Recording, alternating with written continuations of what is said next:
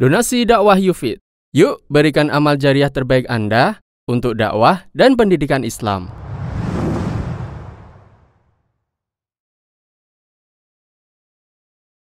Perkenankan kami berbagi kesalahan dalam sholat. Pertama, sholat terlalu cepat. Nabi SAW memerintahkan kita untuk bersikap tenang dalam setiap gerakan sholat. Beliau SAW mengajarkan kepada orang yang sholatnya terlalu cepat, jika kamu hendak sholat, berwudulah dengan sempurna. Setelah itu berdirilah menghadap kiblat. Berdirilah dengan tegak dan tenang. Lalu bertakbirlah. Lalu bacalah Al-Quran yang kamu anggap mudah. Setelah itu rukuklah sampai kamu benar-benar tenang dalam rukukmu. Lalu berdirilah i'tidal sampai kamu benar-benar tegak berdiri. Setelah itu, sujudlah sampai kamu benar-benar tenang dalam sujudmu. Lalu duduklah sampai kamu benar-benar tenang dalam dudukmu. Lalu sujudlah sampai kamu benar-benar tenang dalam sujudmu. Setelah itu duduklah dengan tenang. Dan lakukanlah seperti itu dalam semua salatmu. Muttafaqun alaih. Kedua, melakukan gerakan yang berlebihan. Para ulama menyatakan bahwa gerakan yang berlebihan dan diulang-ulang tanpa kebutuhan bisa membatalkan sholat. Imam Ibnu Utsaimin menjelaskan, gerakan dalam sholat bisa membatalkan sholat jika 1. Dilakukan terlalu banyak. 2. Tidak ada kebutuhan. 3. Berturut-turut artinya tidak terpisah. Jika gerakan yang banyak tersebut dilakukan secara terpisah-pisah, maka tidak membatalkan sholat. Jika ia bergerak 3 kali pada rakaat yang pertama, kemudian bergerak lagi 3 kali di rakaat kedua, kemudian bergerak 3 kali juga di rakaat ketiga, dan bergerak juga 3 kali di rakaat keempat, yang jika gerakan-gerakan ini digabung, tentunya banyak gerakannya. Akan tetapi, tatkala gerakan-gerakan tersebut terpisah-pisah, maka jadi sedikit karena terpisah pada setiap rakaat, dan hal ini tidak membatalkan sholat. Syarhul Mumti'. Ketiga, mendahului imam atau membarengi imam. Nabi SAW menjelaskan bahwa imam itu ditunjuk untuk diikuti. Kita ruku setelah dia ruku, dan kita sujud setelah dia sujud, tanpa mendahuluinya. Bahkan Rasulullah SAW memberi ancaman berat bagi mereka yang mendahului imam, bahwa Allah akan mengubah wajah mereka seperti wajah keledai. Dari Abu Hurairah radhiyallahu anhu, Nabi SAW bersabda, yang artinya, hendaknya orang yang mengangkat tangannya sebelum imam, dia merasa takut. Allah akan mengubah kepalanya menjadi kepala keledai. Hadis riwayat Muslim, Ahmad, dan yang lainnya. Ada 4 jenis gerakan makmum terhadap imam. 1.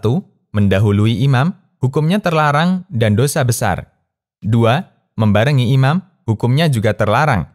3. Terlalu telat dari imam, seperti terlalu lama sujud, sementara imam sudah tasyahud. Ini juga dilarang. 4. Mengikuti imam. Inilah yang benar. Makmum bergerak setelah imam sempurna bergerak. Dalil bahwa para sahabat tidak membarengi imam adalah hadis dari Al-Bara' bin Azib radhiyallahu anhu. Beliau menyatakan, kami dahulu sholat di belakang Nabi SAW. Apabila Nabi mengatakan, Sami'allahu liman hamidah, maka tidak ada seorang pun di antara kami yang menyondongkan punggungnya sampai Nabi SAW meletakkan dahinya di tanah. Muttafaqun alaih. Keempat, melakukan sujud yang salah. Seperti tidak meletakkan 7 anggota sujud di alas, termasuk hidung. Nabi SAW memerintahkan kita untuk meletakkan 7 bagian badan ke tanah saat sujud. Dahi, hidung, 2 tangan, 2 lutut, 2 kaki. Namun ada sebagian masyarakat yang mengangkat kaki saat sujud dan berakibat menjadikan salahnya sujud.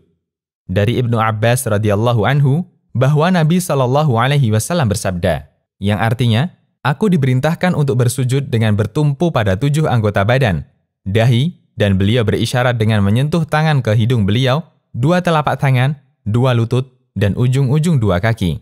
Hadis riwayat Bukhari dan Muslim. Kelima, meletakkan siku di alas ketika sujud. Nabi SAW melarang kita untuk menyerupai binatang ketika sholat, termasuk di antaranya menyerupai anjing ketika sujud. Bentuknya adalah meletakkan siku di lantai ketika sujud. Rasulullah SAW mengingatkan hal ini melalui sabdanya, yang artinya, lakukanlah sujud dengan sempurna, dan jangan membentangkan sikunya sebagaimana anjing yang sedang duduk. Muttafaqun alaih. Keenam, aurat terbuka ketika sujud. Bagi mereka yang kurang perhatian, terkadang terbuka bagian belakang celananya, sehingga terbuka auratnya. Allah Subhanahu wa Ta'ala berfirman, yang artinya, "Wahai Bani Adam, gunakanlah perhiasan kalian setiap kali menuju masjid." Quran Surat Al-A'raf ayat 31. Dan bagian dari menggunakan perhiasan di masjid adalah memakai pakaian yang menutup seluruh aurat. Jika ada orang yang merasa auratnya terbuka, dia harus segera menutupnya agar sholatnya tetap sah. Asy-Syirazi, yaitu salah seorang ulama Syafi'iyah, mengatakan, jika bajunya diterpa angin hingga terbuka auratnya, kemudian langsung dia tutup kembali, maka sholatnya tidak batal. Al-Muhadzab. Ketujuh, tidak melakukan takbiratul ihram. Takbiratul ihram termasuk rukun sholat, sehingga siapapun yang tidak melakukannya, maka sholatnya batal. Dan di antara syarat takbiratul ihram harus dilakukan dengan berdiri. Sebagian orang ketika menyusul imam, dia membaca takbiratul ihram sambil bergerak turun. Ini tidak disebut takbiratul ihram, tapi takbir intikal. Dalam ensiklopedia fikih dinyatakan, orang yang sholat wajib melakukan takbiratul ihram sambil berdiri, dalam kondisi yang mengharuskannya untuk berdiri. Dan disebut berdiri jika posisi punggung tegak. Karena itu, tidak sah jika takbiratul ihram dilakukan sambil duduk atau sambil menunduk ruku'. Al-Mawsu'ah Al-Fiqhiyah. Kedelapan, melirik atau tidak melihat tempat sujud ketika sholat. Dianjurkan untuk melihat tempat sujud dan tidak melihat ke tempat lain. Aisyah radhiyallahu anha menceritakan, Rasulullah Shallallahu Alaihi Wasallam masuk Ka'bah untuk mengerjakan sholat. Dalam pandangan beliau tidak meninggalkan tempat sujudnya, yaitu terus mengarah ke tempat sujud, sampai beliau keluar dari Ka'bah. Hadis riwayat Al-Hakim dan Al-Baihaqi.